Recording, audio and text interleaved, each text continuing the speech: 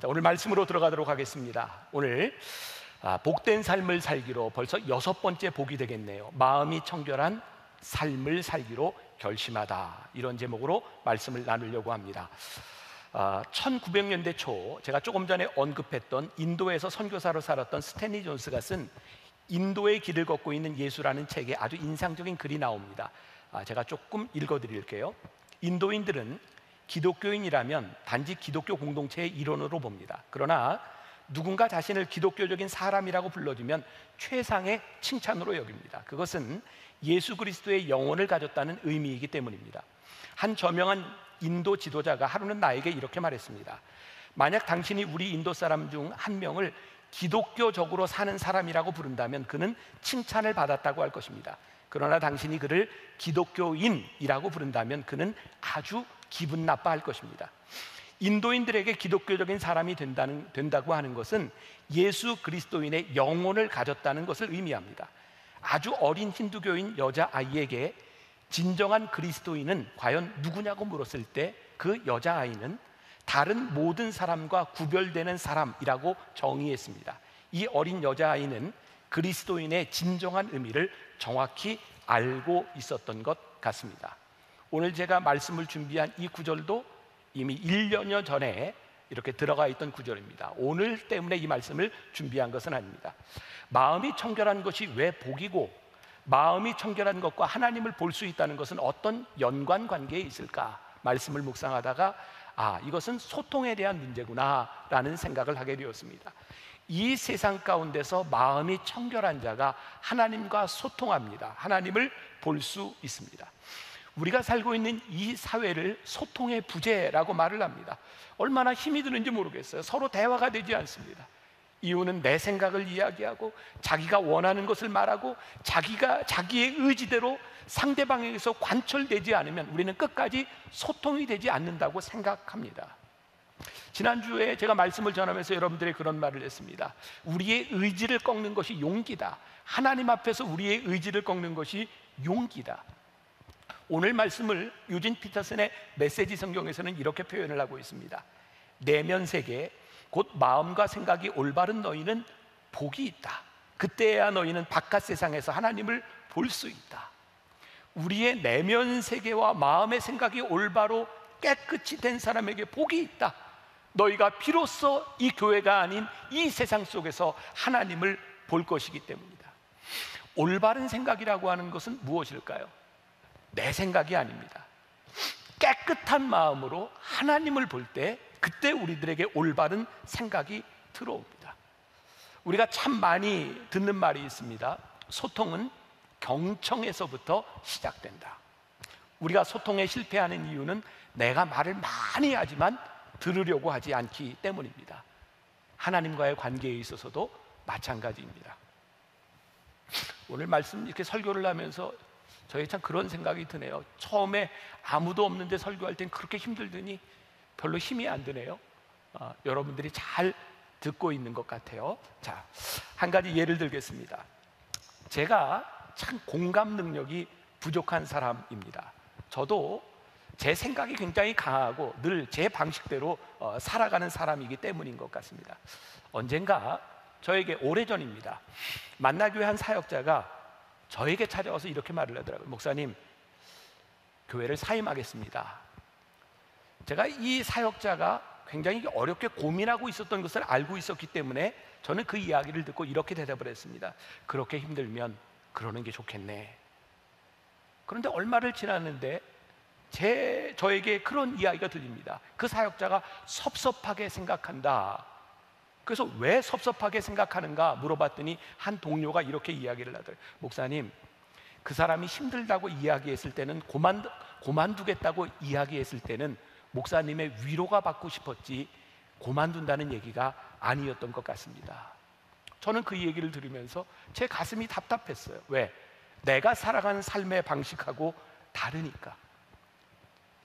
여러분, 우리의 살아가는 방식이 아무리 옳다고 생각해도 사실 우리들이 대화하고 소통하는 데는 나의 방식이 아니라 상대방을 얼만큼 이해하고 들어주고 그 사람의 몸짓과 그 사람의 삶을 우리들이 얼마나 아느냐를 통해서 소통이 되어지는 것이겠죠. 신은경 아나운서가 쓴 내 나이가 나를 안아주었습니다 라는 책에 정말 좋은 이야기가 나오더라고요. 간혹 상대방이 내 말을 잘못 알아듣는다고, 잘 듣지 못한다고 우리들이 큰 소리로 이야기할 때가 있답니다. 그게 소통에 별로 효과적이지 않답니다. 10년간 10만 명이 넘는 고령자를 치료한 일본의 안과 의사 히라마스 루이라는 사람이 노년의 부모를 이해하는 16가지 방법이라는 책을 썼답니다. 노령자 중에 70대가 되면 50% 정도가 귀가 안 들리는 난청이고 80대가 되면 70% 정도가 난청이 된답니다. 이 난청이 된다고 하는 얘기는 아주 안 들리는 것이 아니라 일정한 유역대의 음이 들린다는 이야기입니다. 근데 연세가 들면 문제가 뭐냐면 높은 톤의 소리가 잘 안 들리고 낮은 톤이 잘 들립니다. 그러다 보니 여자인 며느리가 이야기하는 건 못 듣는데 아들이 이야기하면 그래 듣는다는 겁니다. 서운해하기도 한답니다. 그런데 사실은 이분에게 들리는 것이 낮은 목소리, 그리고 천천히 끊어서, 그리고 얼굴을 정면으로 바라보며 대화해야 된다는 것입니다. 제가 그 글을 아주 인상 깊게 보았습니다. 하나님과의 관계에 있어서 우리들이 이게 필요하겠구나. 하나님, 내 소리를 막 이야기하고 하나님 안 들립니까? 라고 하는 것이 아니라 우리들이 어떻게 하나님과 소통할 수 있을까를 맞추어 가는 것이 우리들에게 참 중요하겠구나. 자, 오늘 이 이야기들이 어떻게 마음이 청결한 것과 연결되는지를 우리들이 보아야 할 것 같아요. 언젠가 제가 목회자들과 함께 회의를 하는데 저에게 그런 생각이 들었어요. 우리 교인들에게 교육이 참 시급하다. 그때 한 목회자가 저에게 이런 얘기를 했던 기억이 납니다. 목사님, 교회 교인들이요 알 거 다 알고 있어요. 뭘 좀 교육을 하려고 그러면 나 이미 다 알고 있어요, 이렇게 대답을 한다는 거예요. 그러면서 그 사역자가 저에게 이런 이야기를 했어요. 목사님, 공부가 중요한 게 아니라 생각을 바꾸는 게 중요한 것 같아요. 오늘 우리들에게 지식에 대한 문제가 아니라 우리들이 알고 있는 이것들을 어떻게 행동으로 옮기며 우리들의 믿음과 하나님과의 관계 속에서 우리들이 알고 있는 것들을 어떻게 올바르게 해석하느냐에 대한 문제입니다. 마음이 청결하지 않으면, 하나님을 보지 않으면 우리가 가지고 있는 지식들이 얼마나 이기적, 자기중심적이 될 수 있는지 모르기 때문입니다. 오늘 의식 전환이 된다는 것, 우리가 계속 생각을 바꾸는 것 이야기하고 있죠. 저는 청결한 척이 아니라 청결한 자가 되라는 주님의 음성으로 우리들이 분명히 들어야 될 것 같아요.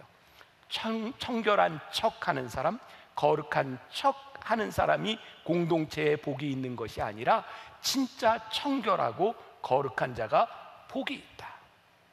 우리들에게 필요한 것은 청결한 그리스도인이 되는 것이지 청결한 척하는 사람이 되는 것이 아니라는 것을 명심할 필요가 있어요. 처음에 언급했던 스탠리 존스가 만난 인도인들은 당시 인도에 살고 있는 영국인들을 바라보며 기독교인이라고 동일시했습니다. 왜냐하면 영국에서 온 모든 사람들이 교회를 다녔기 때문입니다. 그런데요, 그 인도인들이 볼 때 그 영국인들이 교회를 다니고 기독교인이라고 생각했는데 그들에 대하여 존중이나 그들에 대한 가치가 없었어요. 왜냐하면 인도에 살고 있었던 대부분의 영국 사람들이 좋아하는 게 술이었답니다. 그리고요, 대부분의 영국 남자들이 인도에 살면서 현지처 하나쯤은 두고 사는 그런 사람들이었다는 거예요. 그들에게 있어서 영국인, 기독교인이라고 하는 것은 그들에게 결코 좋은 이미지가 아니었다는 거죠. 당시 식민지였던 인도에 시민운동을 주창한 간디가 있습니다. 비폭력 무저항 운동을 했던 사람이죠. 여러분 아세요? 간디는 힌두교인이었는데요, 간디는 사람들에게 연설을 할 때 그는 늘 성경을 가지고 다녔습니다. 그래서 그런 논쟁이 있죠. 간디가 진짜 크리스찬이었는가 아니었는가. 여러분, 간디가요 신약 성서를 들고 사람들에게 이렇게 이야기를 했답니다. 여러분, 여기에 나오는 말씀대로만 살면 됩니다. 그러나 그는 끝까지 기독교인 되기를 거부했던 사람입니다. 이미 지나갔으니까 여러분들에게 이야기를 드립니다. 지난주 저희가 예배를 드리기 바로 전에 정말 저에게 깜짝 놀랄 일이 일어났어요.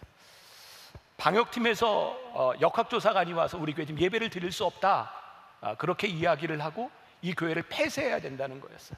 왜냐하면 그 전에 확진자가 한 분 우리 교회 와서 예배를 드렸기 때문에 이거 빨리 방역 조치하고 폐쇄를 해야 된다는 거예요. 예배 시간 30분 전이었습니다. 이 일을 어떡하나. 근데 역학조사관이 우리 교회에 들어오는 교인들과 우리 교회 방역하는 모습을 보면서 여기는 괜찮을 것 같습니다. 한번 위에 올라가서 봅시다. 저희 교회가 혹시라도 이런 일이 있을까 봐 모든 CCTV를 고화질로 바뀌었고 예배 시간에 있는 여러분들 모습을 다 찍어두고 있습니다. 동선이 어떻게 되는지를 알 수 있도록. 역학조사관이 위에 올라가서 그 모든 것들을 보고 이렇게 이야기를 했습니다. 만나교회는 아무 문제가 없군요. 그리고 제가 깨달은 게 뭐냐면 저 역학조사관이 우리 교인도 아니고 크리스찬도 아니고 모르겠어요. 근데 그 사람이 우리들에게 적대적이지 않다. 이 사회가 우리들에게 적대적인 것이 아니라 이 사회와 교회 간에 소통이 이루어지지 않고 있다는 생각을 하게 되었어요. 이 세상이 교회가 지금 우리가 예배를 드리는 우리 크리스찬들이 왜 예배를 드려야 하는지, 이 왜 예배를 놓을 수 없는지 전혀 이해하지 못합니다. 문제는 예배하는 자들의 삶이 별로 예배자 같지 않다는 겁니다. 별로 그리스도인답지 않다는 겁니다. 그들이 예배를 드리는데 기독교인이라고 하는데 기독교적인 삶을 살고 있지 않은 것 같기 때문입니다. 기독교인으로서 그리스도인으로서 가장 명확한 표식이 있다면 마음이 청결한 자로 살아가는 거죠. 마음이 청결한 자가 뭐예요? 우리들의 삶을 통해서 하나님을 볼 수 있는 것이죠. 그런데 정작 중요한 것은 우리들이 마음이 청결한 자로 살아가며 하나님과 소통이 이루어질 때 우리를 통해 세상이 하나님을 보는 겁니다. 여러분 기억하세요? 마음이 청결해서 하나님을 보는 것이 참 중요한 일인데 더 중요한 게 있다. 마음이 청결한 자가 하나님을 봄으로 인하여 이 세상이 우리를 통하여 하나님이 볼 수 있는 것, 그것이 마음이 청결한 것이다. 성경을 통해 우리는 어떤 의식 전환을 해야 되는지를 조금 더 살펴봐야 할 것 같습니다. 요한복음 8장에 보면 우리가 잘 아는 한 가지 사건이 있습니다. 가늠하다 현장에서 붙잡혔던 여인을 사람들이 예수님께 데리고 오죠. 그들은 예수님을 곤란하게 할 의향으로 예수님께 이렇게 묻죠. 이 여자를 모세의 율법대로 죽여야 되겠습니까? 이 여자를 용서해야 되겠습니까? 둘 다 예수님에게 문제가 되는 거였어요. 용서하라고 하면 모세의 율법을 지키지 않는 사람이고 그냥 돌로 쳐서 죽여라 그러면 지금까지 사랑을 얘기했는데 당신이 이렇게 얘기합니까? 어쨌든 예수님을 곤란에 처하도록 하는 질문이었습니다. 그때 성경은 이렇게 증거하고 있습니다. 예수님께서 땅바닥에 무언가를 쓰시더니 그 내용은 성경에 나와 있지 않습니다. 일어나서 사람들을 향하여 예수님이 이렇게 말씀하셨습니다. 죄 없는 자가 먼저 돌로 쳐라. 요한복음 8장 9절에 그들이 이 말씀을 듣고 양심의 가책을 느껴 어른으로 시작하여 젊은이까지 하나씩 하나씩 나가고 오직 예수와 그 가운데 섰던 여자만 남았더라.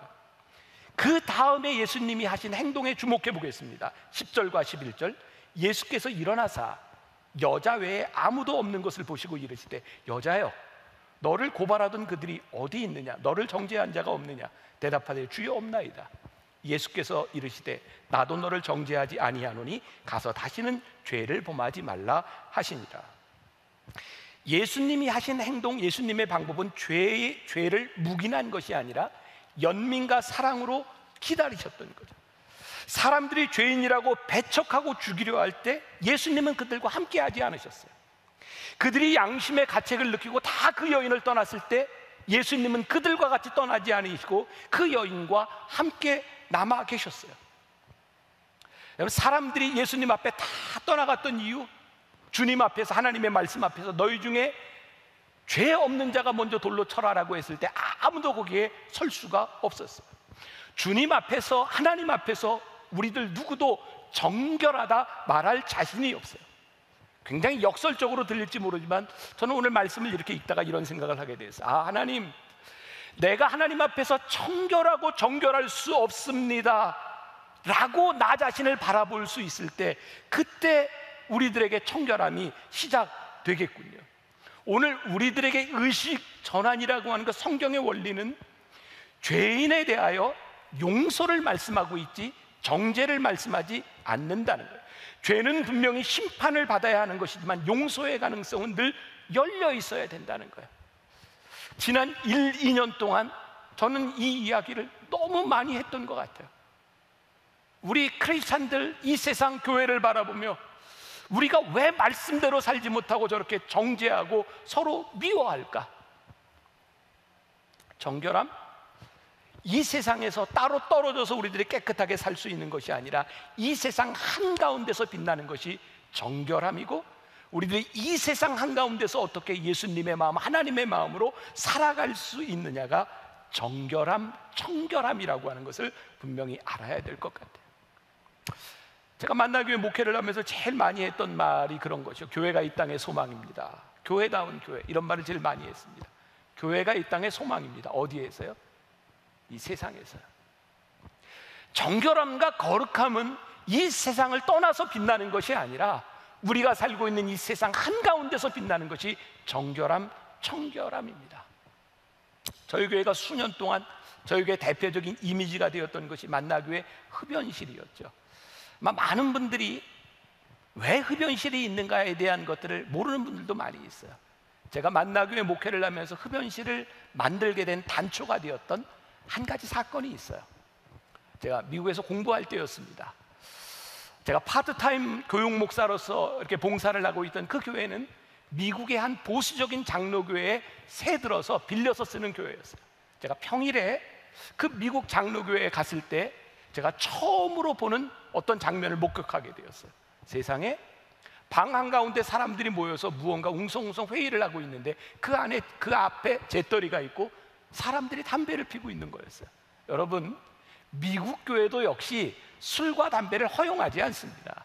근데 보수적인 장로교회 한 방에서 사람들이 재떨이가 있는 방에서 무언가를 하고 있었어요. 물어보니 그 모임이 담배를 끊지 못하는 담배에 중독된 사람들을 위한, 그 담배를 끊기 위한 모임인데, 아직 끊지 못한 사람들이 거기에 와서 담배를 끊을 수 있도록 재떨이를 앞에 두고 그 사람들을 교육하고 있는 일이었어요. 한번 그런 생각을 해봐요. 한국 교회에서 이런 일을 용납할 수 있는 교회가 얼마나 될까? 그런데 저에게 이런 생각이 들었어요.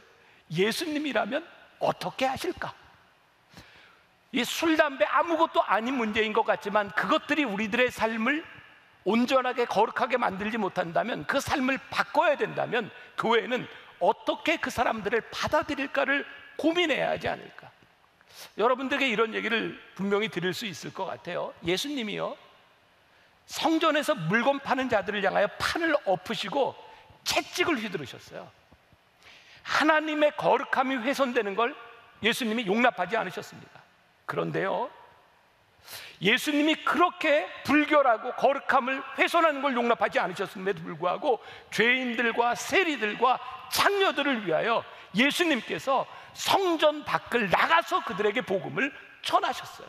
여러분, 흡연, 담배를 피는 것이 하나님의 마음, 하나님의 거룩함을 훼손하는 일이라면 하나님이 허락하지 않으십니다. 그러나 흡연실이 하나님과 멀어진 사람들과의 관계를 회복하는 아버지의 마음이라면 저는 기꺼이 하나님 아버지의 마음이 거기에 있다고 생각해요. 그래서 저는 오늘 여러분들에게 이런 말씀을 드릴 수 있을 것 같아요. 예수님처럼 생각하고 예수님처럼 살아야 된다는 것은 결코 쉬운 일이 아니고 때때로 우리들에게 용기가 필요한 일이다.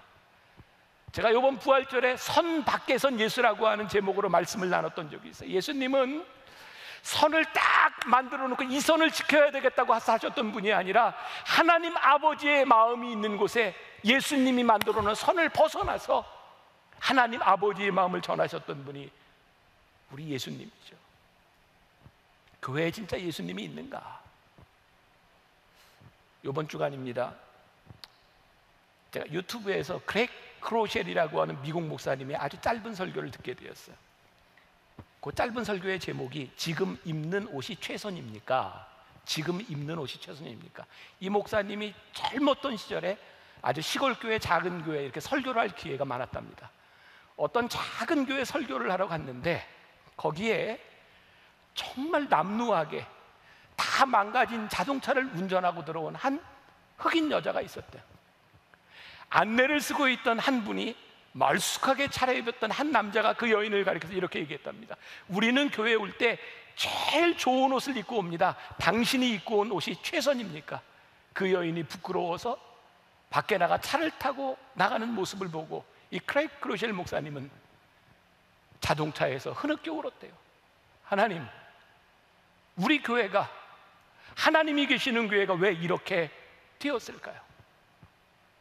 우리의 기준, 우리의 율법, 우리의 생각의 정결함이 있는 것이 아니라 하나님과의 관계, 하나님 마음속에 청결함이 있는데 우리가 그것 잃어버린 것이 아닐까.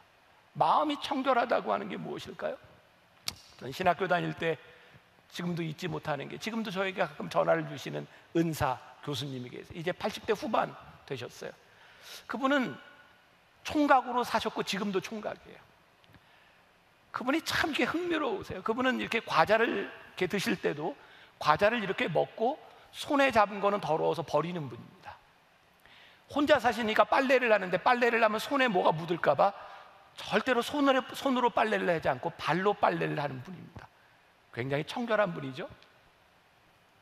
전 그런 생각을 해요. 이 청결함이라고 하는 것은 때때로 우리들에게 문명의 척도가 되는 것 같아요. 아마 문명이 발달하면 발달할수록 우리들이 뭔가 문명이라고 생각한다면 우리들이 청결하려고 노력하는 것이 분명합니다. 그런데 여기에서 중요한 것이 있어요. 우리의 삶의 청결함과 마음의 청결함은 같은 것이 아니에요. 그런데 많은 사람들이 우리의 육신과 우리들의 삶의 청결함을 마음의 청결과 동일시한다는 거죠. 당시에 하나님 아버지의 마음, 예수님의 마음을 제일 아프게 했던 사람들, 예수님께서 마태복음 15장 18절에서 20절에서 이렇게 말씀하세요. 같이 봉독합니다. 자, 시작. 입에서 나오는 것들은 마음에서 나오나니 이것이야말로 사람을 더럽게 하느니라.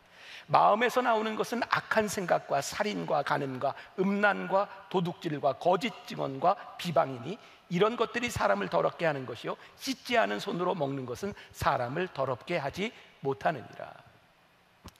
예수님이 정말 수없이 회칠한 무덤과 같은 자들, 독사의 자식이라고 했던 사람들은 늘 그들의 삶의 청결을 주장하고 그렇게 살았던 사람입니다. 그런데 예수님은 그들의 마음에 있는 것을 보셨죠. 마음이 깨끗하다는 것, 이것이 왜 우리들에게 큰 축복인가? 정말 이런 일이 있었을까? 어떤 주일학교 아이가요, 주일날 목사님이 마음이 청결한 자는 복이 있다라는 설교를 듣고 이 아이가 어떻게 마음을 깨끗이 할 수 있을까? 그래서 가서 하이타이를 먹고 흔들었대요. 괜히 이런 얘기를 했나? 네, 그랬대요. 그런다고 마음이 깨끗해질까요? 마음이 깨끗하다고 하는 것은 무엇일까요? 마태복음 21장 28절에서 32절에 보면 예수님께서 두 아들의 비유를 이야기합니다. 탕자의 비유 아니고요. 맏아들은 아버지가 이렇게 포도원에서 일을 하라고 했는데 일하러 간다고 하고 다른 데로 갑니다. 둘째 아들은 싫다고 했지만 나중에 뉘우치고 돌아옵니다. 예수님이 이렇게 묻습니다. 이 둘 중에 누가 아버지의 뜻대로 하였느냐?